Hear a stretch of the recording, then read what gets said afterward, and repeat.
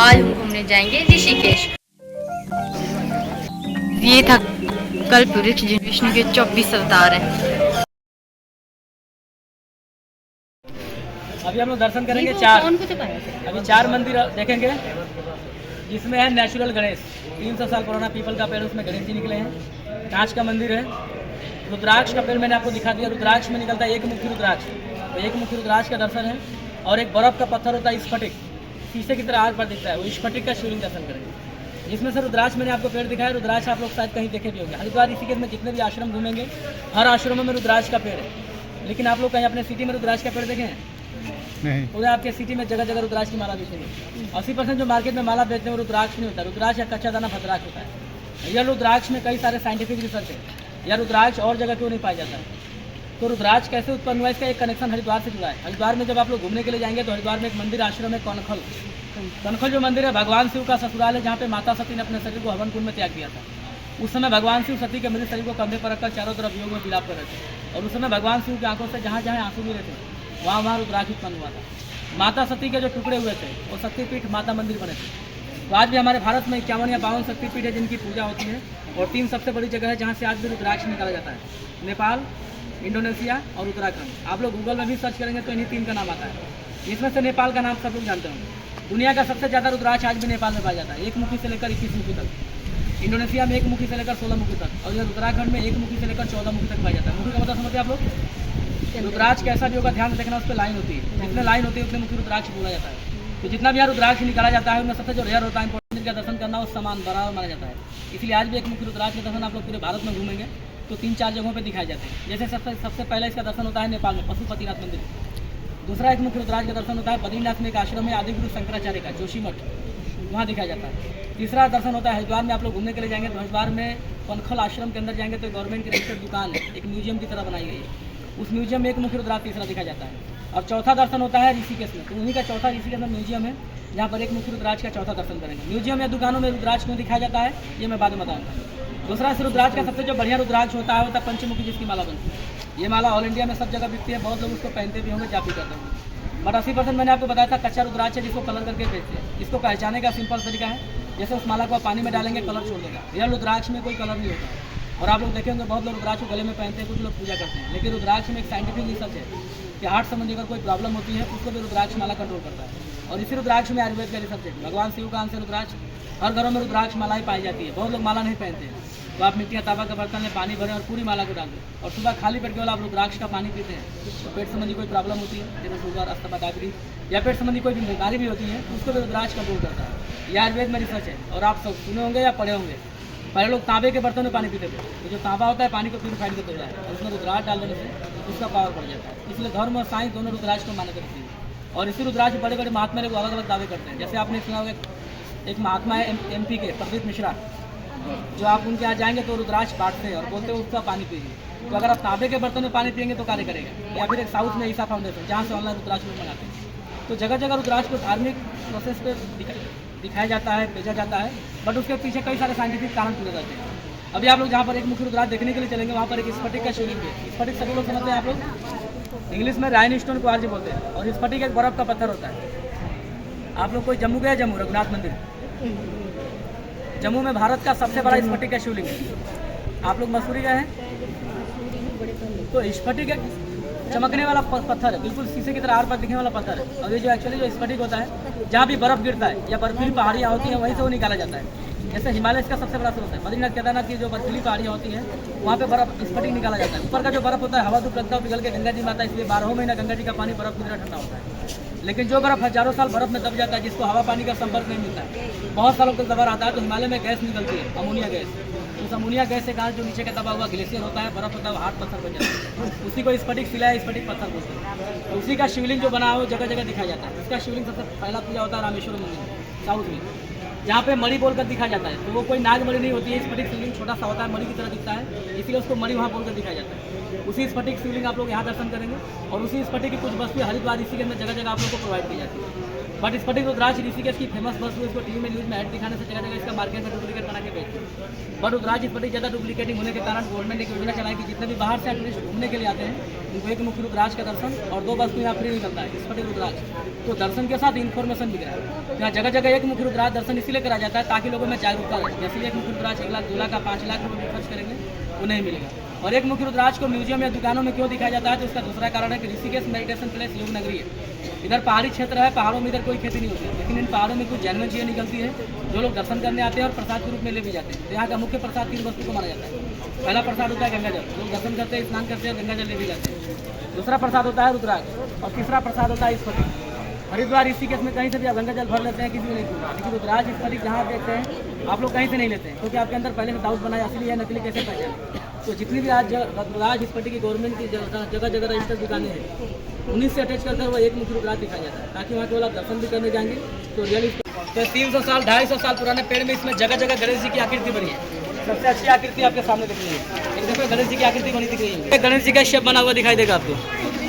का पेड़ जो पुराना है, बहुत सालों पुराना, ये नेचुरल गणेश की मूर्ति। ओम गणपति नमः, ओम गणपति नमः, ओम गणपति नमः, ओम गणपति नमः, ओम गणपति नमः।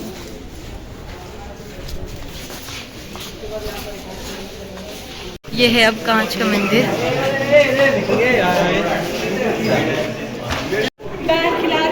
जय श्री राम। ये है कांच का मंदिर।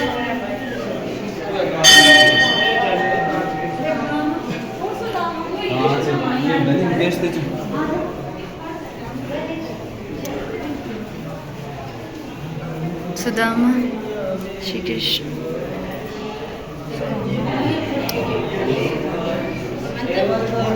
थोड़ी मेरे फोन के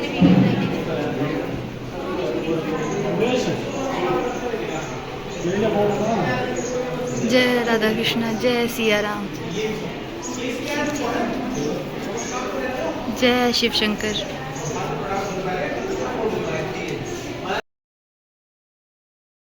जय शिव शंकर, जय शेरावाली माता, जय शनिदेव। ओम शनिदेव।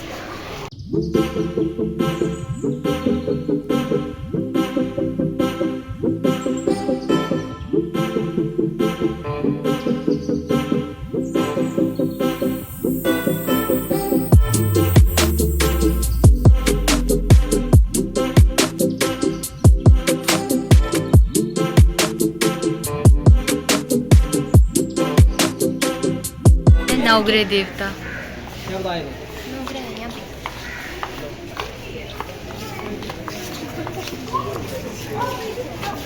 नवग्रह देवता।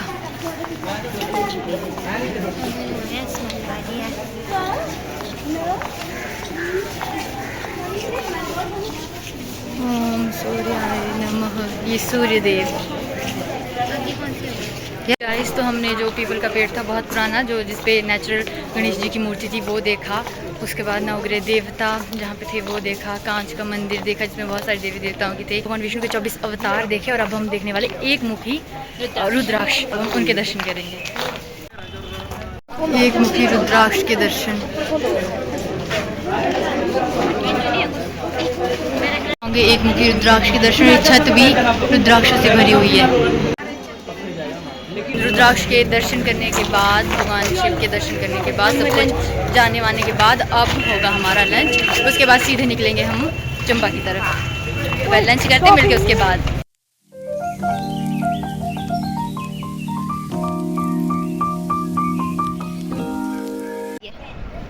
ऋषिकेश।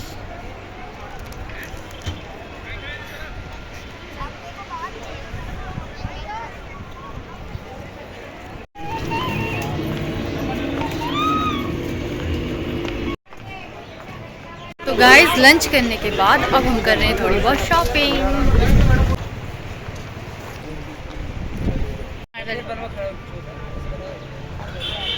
सो गाइस, जो हमें शॉपिंग करनी थी थोड़ी बहुत वो हमने कर ली।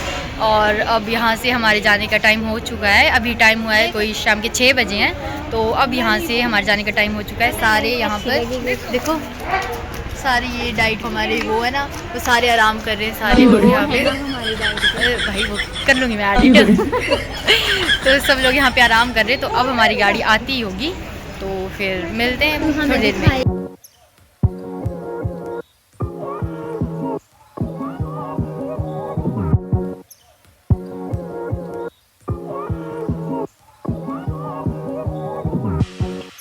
Hello guys, hello hello guys, तो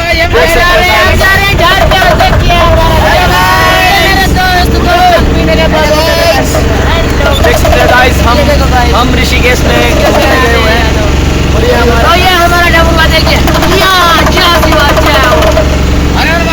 हम बाहर का व्यू दिखाते हैं गाइस आपको।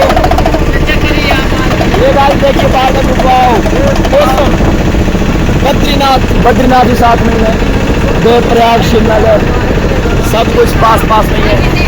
तो आप लोग देख सकते हो गाइस, हम आज टाम्पू में सफर कर रहे हैं। आज हम टाम्पू में सफर कर रहे हैं, और हमारी बस आगे लग चुकी है।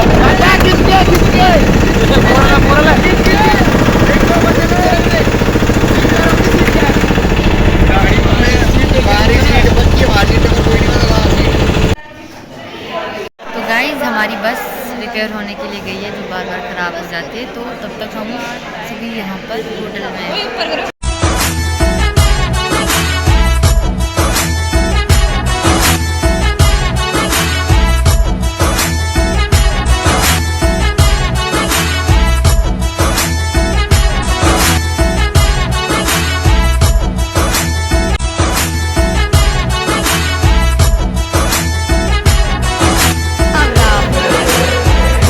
हेलो गाइस, तो अभी बज रहे रात के 12 और हमारी बस फाइनली रिपेयर हो चुकी है और अभी हम होटल से निकले हैं। तो बस हमारी जर्नी जो है फिर से चंबा की स्टार्ट हो चुकी है। वापस जाएंगे हम अपने चंबा। तो अभी नाचते हैं, एंजॉय करते हैं।